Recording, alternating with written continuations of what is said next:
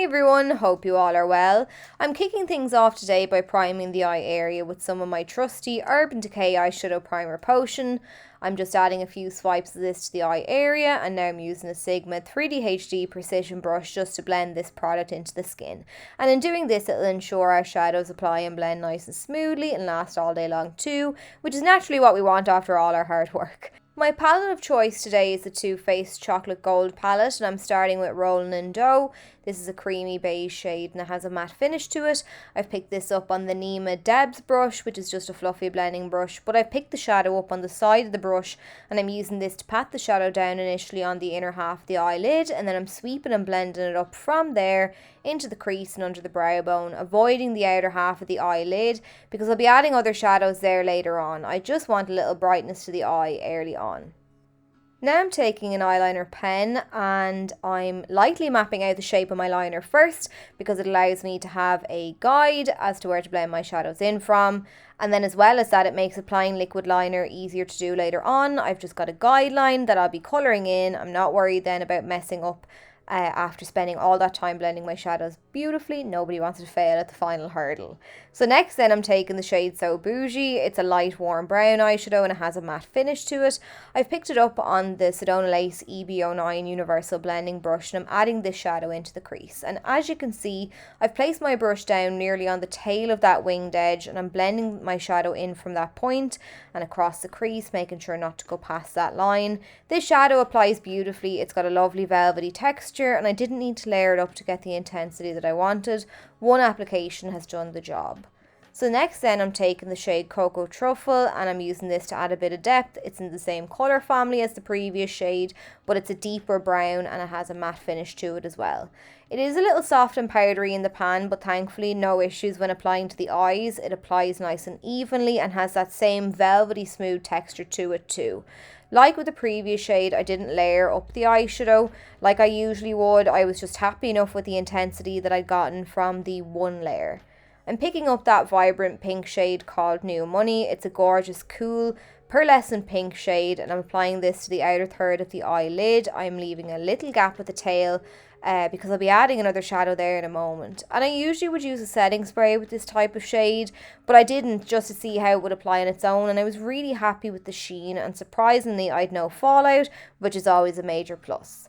So next then I'm picking up the shade Live and Lavish, and this is a kind of dark, warm, plummy shade. It's got a pearlescent finish to it like the Lash shadow. I flipped my flat C-shaped brush around and I'm using the other side just to pat this down on the most outer portion of the lid. This shade I did have a lot of fallout from though, nothing that couldn't be swept away with a bit of powder in a moment's time, but the benefit of using the same brush for both shadows means now I can blend them very easily. I just flip my brush over and back and go between the two shades to fade them nicely into one another. I'm taking a touch more now of Cocoa Truffle and I'm placing my brush down on the edge of that Live and Lavish shade, just where it meets the crease, and I'm blending back and forward, making my way across the crease once again, and in doing so, it just makes sure that everything fades nicely together.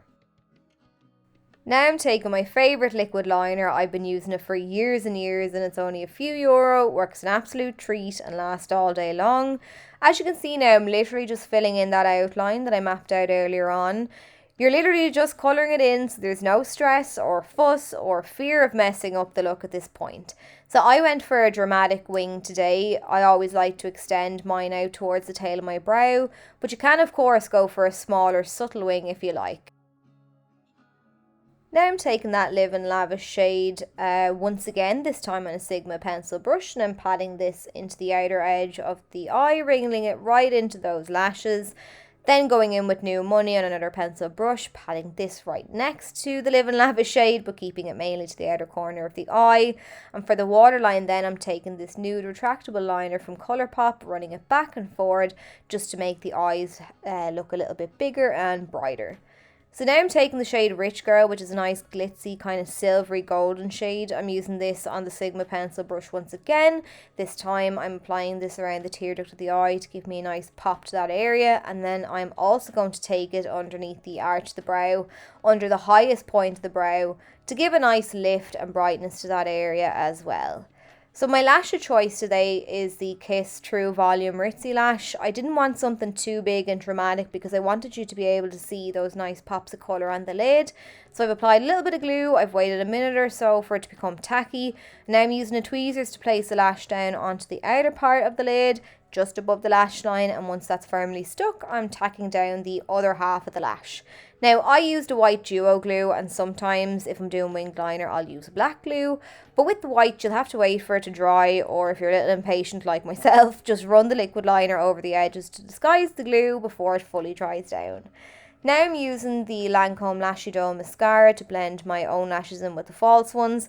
This one is just a little travel size, which is why it obviously looked a little bit different from the picture. But I'm coating the bottom lashes first, really just applying that down there, making sure to feed the mascara all the way through the lashes from tip to tail, just so they don't look too spidery. And now I'm using it to blend my own lashes in with the false ones, but that's it. So I hope you enjoyed the tutorial and I hope you found it easy to follow. I hope you found it helpful. If you did, please let me know, and I'll catch you all in a video really soon.